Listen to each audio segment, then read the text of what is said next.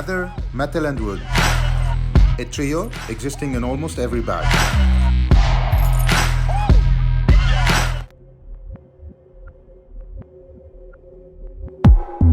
First they said the radio, and then the TV, and then the internet. I think we reached a certain point where taboo is not welcome anymore.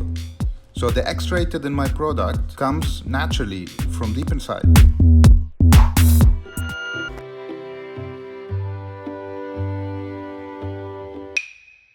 Exactly like a physician performing a surgery, an artisan has an endless number of tools and needs so many steps to perfectly craft a very simple luxury garment.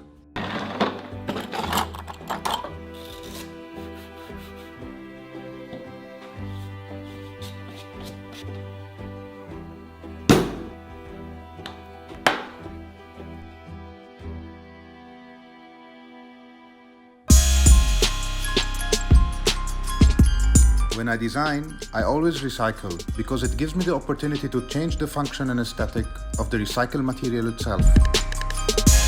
I once did a full wearable collection made out of recycled metal strainers.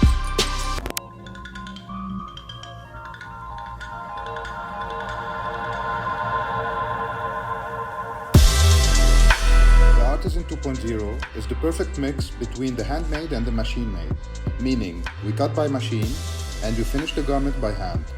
This way, technology will be serving the craftsmanship.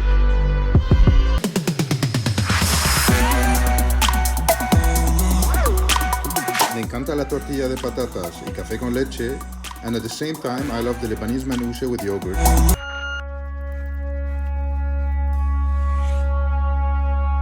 Every day, we see more than 5,000 pictures. It enters our brain and gets out with our own reinterpretation.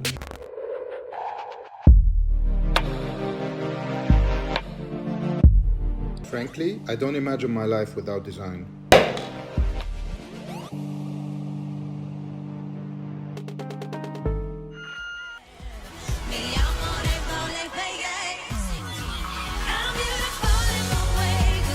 Crafting accessory in my first tiny workshop in Madrid and being able to collaborate with Lady Gaga, Madonna and Mugler is a dream coming true.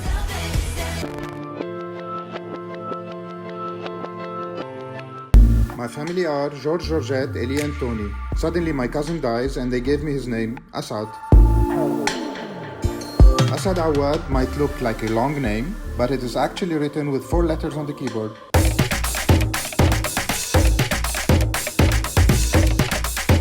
Exactly like humans, the bag had its own evolution.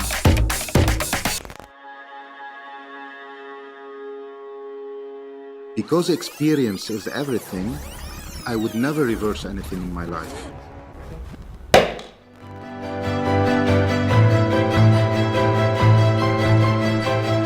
Black leather, long beard, and a tough character. But in the end, youth is pure, and we are all children from the inside.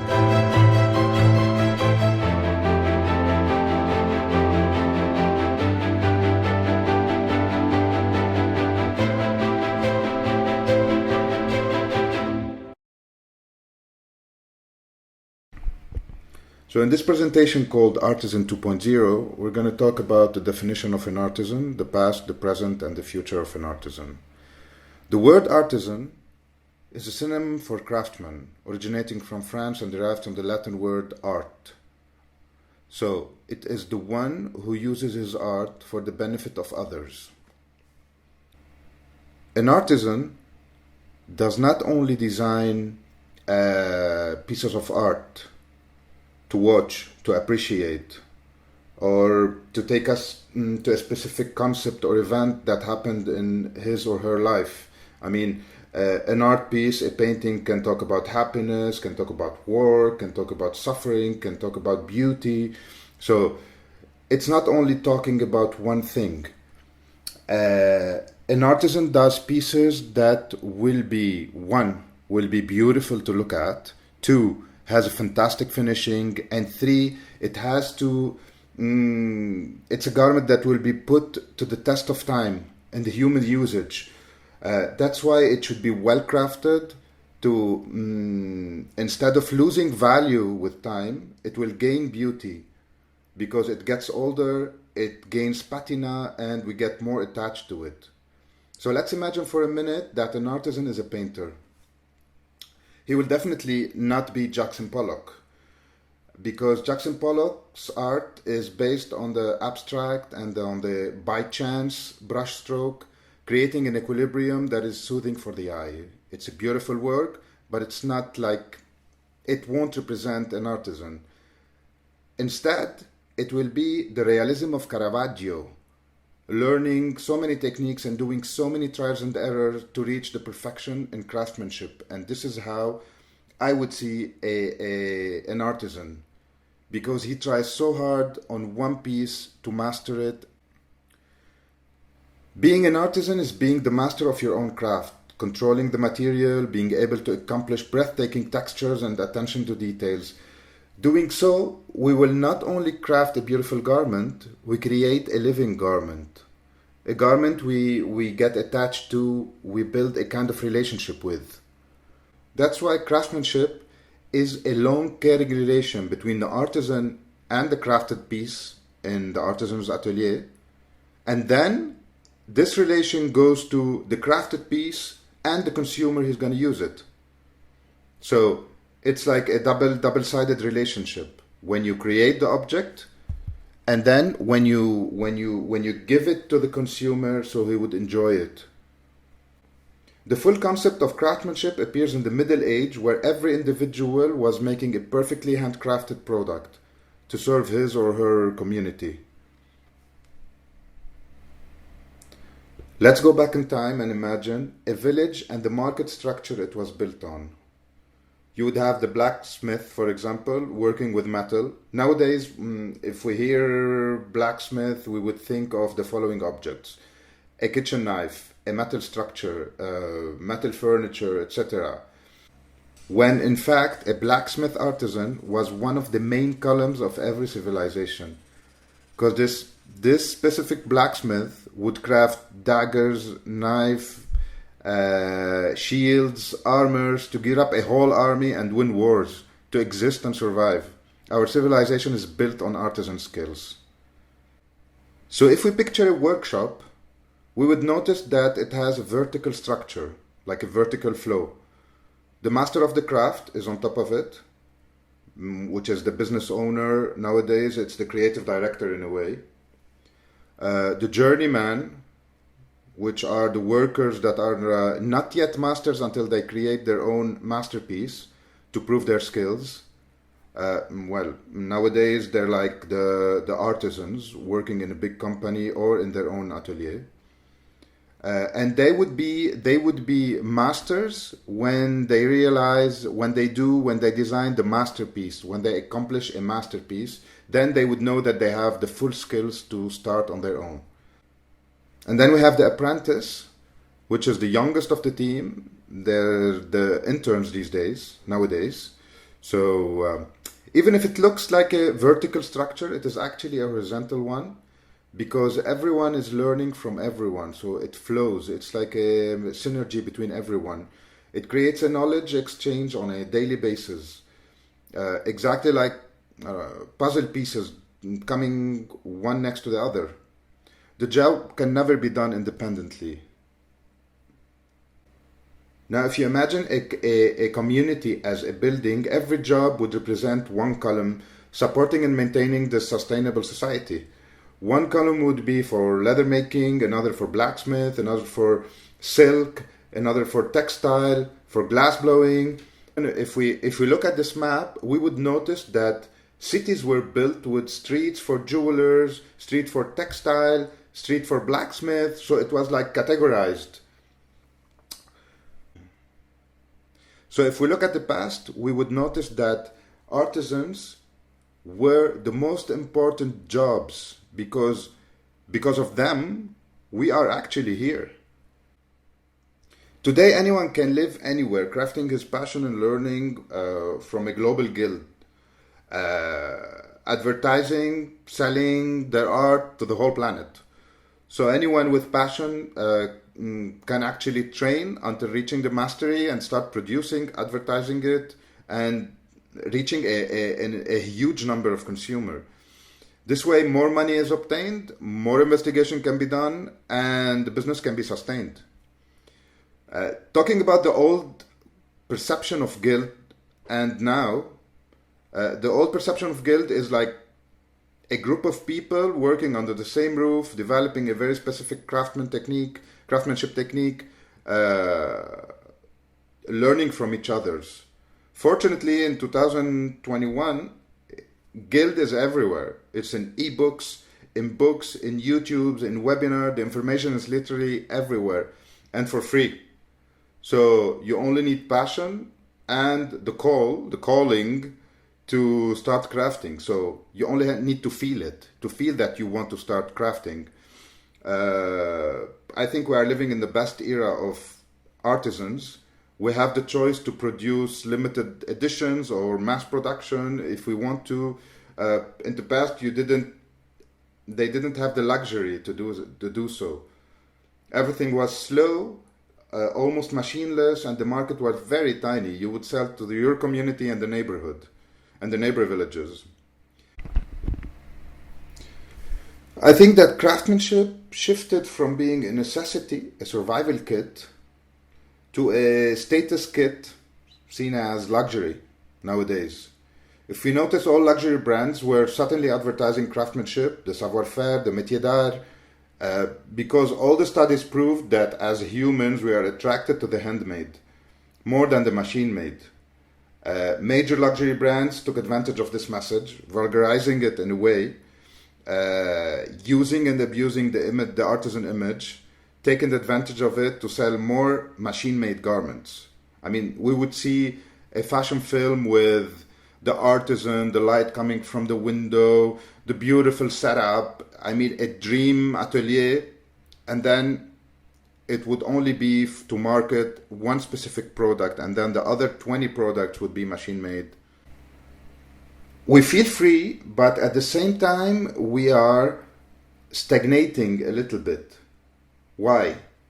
Because imagine a watch artisan, his job was essentially to craft a timepiece that lasts forever and that would serve to go and come on time, reach appointments, I mean, set our day. Nowadays, people collect these watches as a sign of status. No one reads the time from a watch anymore. You can have a $20,000, a 20,000 euro timepiece on your wrist, but you would still look at the smartphone or the computer to check the time. No one looks at the wrist to check the time. So the watch shifted from being a necessity to a luxury. But we are standing in the middle between the past and the future, because the future is offering more. Technology is making our lives better, easier, reporting and giving more vital information, for example, from your watch. So it's like, imagine before it was the, I don't know, Rolex, Jacques Rose, whatever watch brand. And then we shifted to looking at the mobile to see the time. But now you have the Apple Watch, you have all the technologies and wearables that are coming that are giving more than just the time. The same thing applies to the leather making. Hides and furs were a survival kit in the past. You had to craft your own coats to be able to survive the cold weather. But nowadays,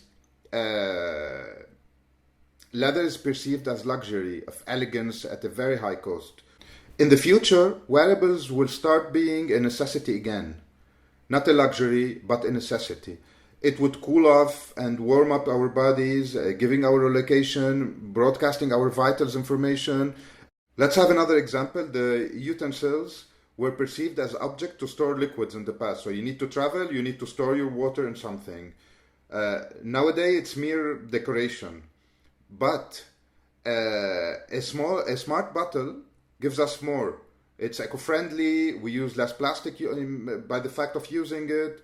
It can hold our beverages more cold for more time, or hotter for a longer period of time. It can filter our any water if we're like in the wild.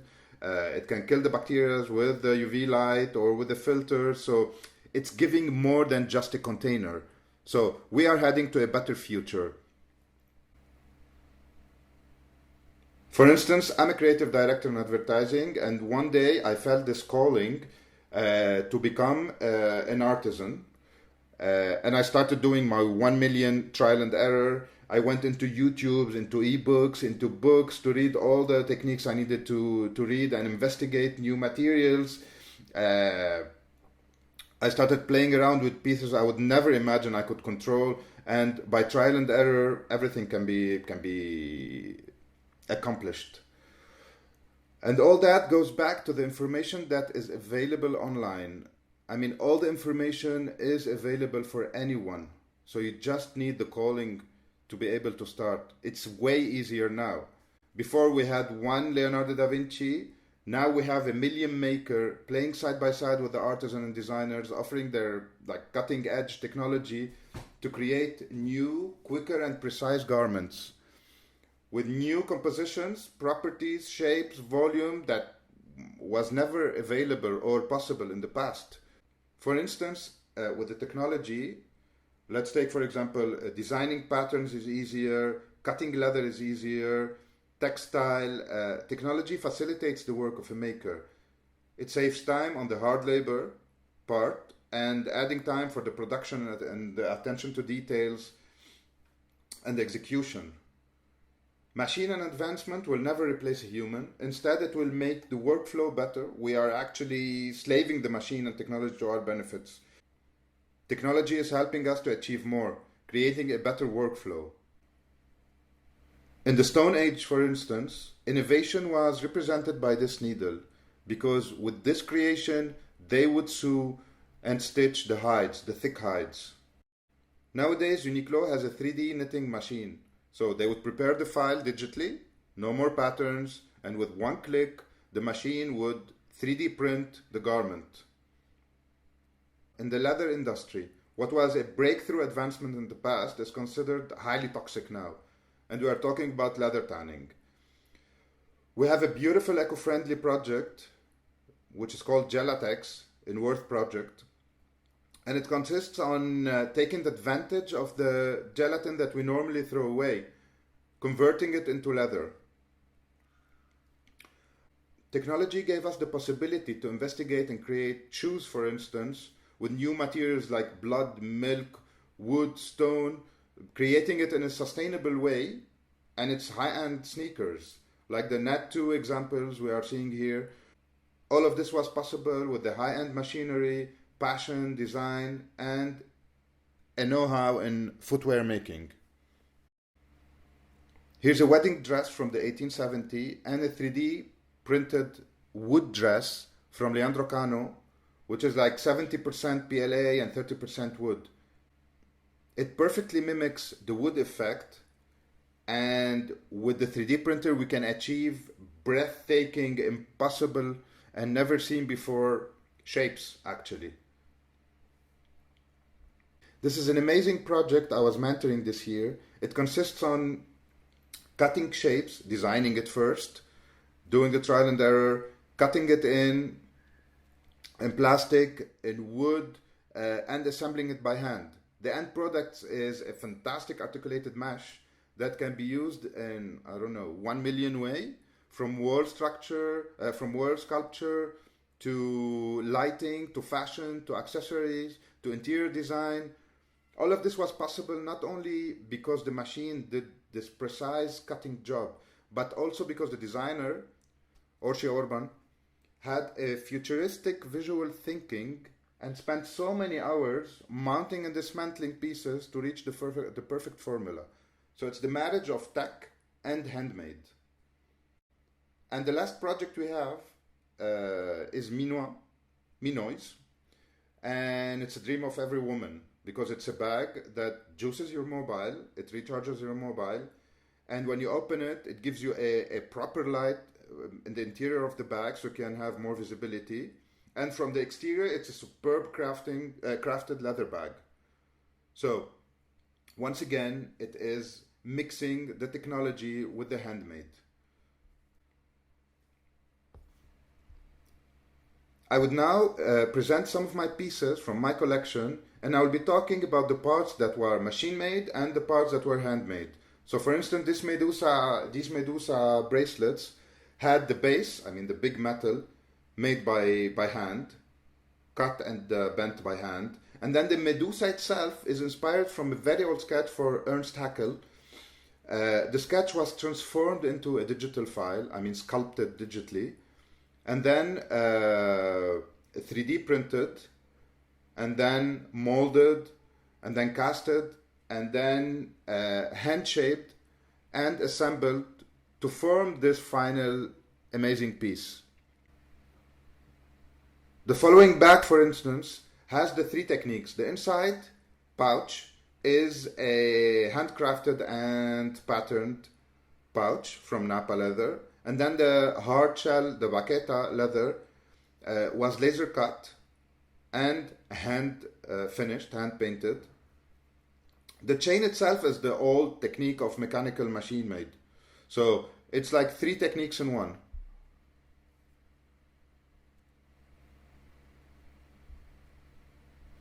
However, this bag that has leather and wood, the wood was cut with the CNC machine, carved wood. Then the holes were drilled by hand to be able to stitch, and then the leather was traditionally prepared apart and then hand stitched and assembled. Last point I want to talk about, and it's the metal work. For example, this collection I created for Mugler needed 3 weeks of preparation, cutting and designing. I think about it now and I see the hard labor in it, the time consumption, the hectic it was to execute. If we take the Phoenix example I'm going to show now, I had more time to visually think about it, to digitally design it, and to do more trial and error, but by printing it on paper and doing on a small scale all the trials, and then sending the file to be laser cut, and then I had so much time to assemble it. I mean, it's always better to have time to finish and assemble the piece than cutting it and do the hard labor. So, as we notice, in everything we talked about, machine is helping humans to accomplish a better work, a quicker work, and it would never like take the highlight from artisan or craftsmanship. So it always works side by side, and it will be helping for a better future.